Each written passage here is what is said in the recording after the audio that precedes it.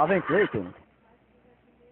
Eu acho que ele vem trazendo notícias do blog. Cleiton, meu cabelo. A minha cintura. Olha o cabelo de novo. Tô chegando.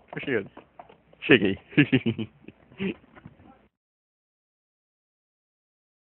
E aí, você conseguiu terminar o blog? Aqui tava sem internet, sente-se. Bem, na verdade ela tava sem internet. Eu acho que eu vou pra Unival mais tarde. Pretinho, Iago, eu vou mandar eles dois irem lá. Não precisa você ir. É sério? Então eu não preciso ir lá.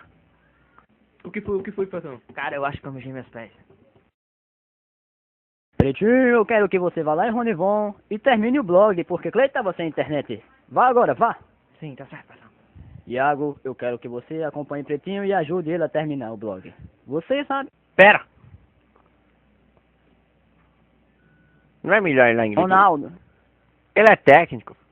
Vai ajudar muito, cara. Eu acho que ele pode rodar a antena. Você sabe como é. Bom, Iago, você ouviu.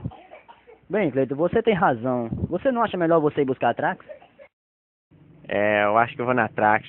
Meu cavalo tá com fome. Parece que ele tá com a pata machucada. E a pé você sabe. Não dá. Cansa muito.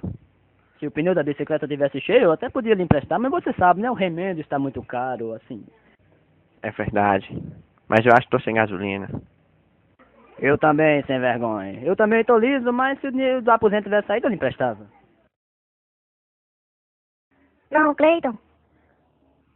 Eu ouvi dizer que você tá precisando de dinheiro pra gasolina. Eu tenho dinheiro, você quer? Quero, por que não? Não, quem foi lá no salão, aí sobrou um troco. Eu vou lhe dar agora, se você quiser. Você quer mesmo?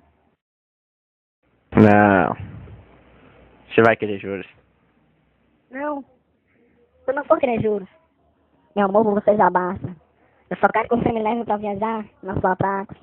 Me leve na garupa. Não. A Trax só por 60.